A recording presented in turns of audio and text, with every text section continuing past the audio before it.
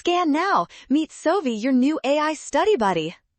Standardized testing scores can be tricky, but we will solve this robotics versus art performance problem in under 60 seconds. Watch this quick math breakdown now.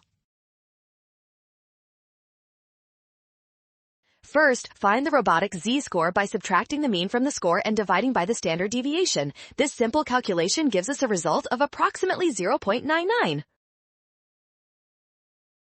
Next, calculate the art z-score using the same method. Subtracting the mean of 20.2 from 26 and dividing by 5.7 yields approximately 1.02.